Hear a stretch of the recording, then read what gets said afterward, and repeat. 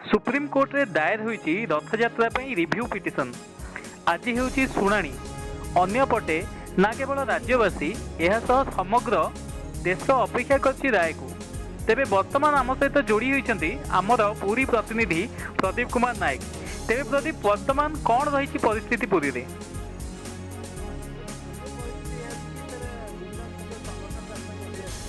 जेहेतु काली हूँ रथयात्रा आज दिन 11टा धार्य था कि शुणी जेहेतु समय भी गढ़ी सारी कि शुणी एत हो पारि ना तो सर ए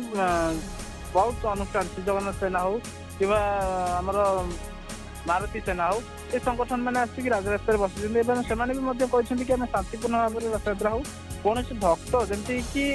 देवस्नान पूर्णिम होता कि जमी भक्त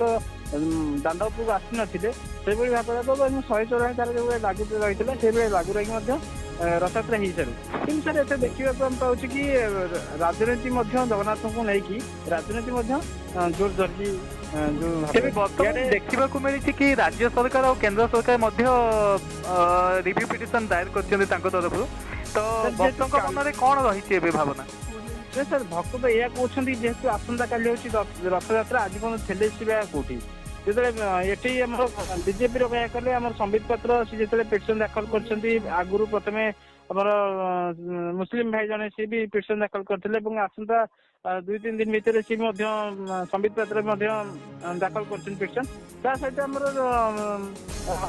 बीजेपी जी अच्छा सी कहते कि रथयात्रा न हवा दरकार कि सर देखा पड़े कि बीजेपी भितर दोमुहा नीति चली जड़े कौन हम और जड़े कौन हेनी जड़े पिटिशन दाखल कर जड़े कौन हवा दरकार ना तो ये भाव में सर जगन्नाथ को लेकिन राजनीति जोर धरती तेरे भगवान को नहीं जो राजनीति चलती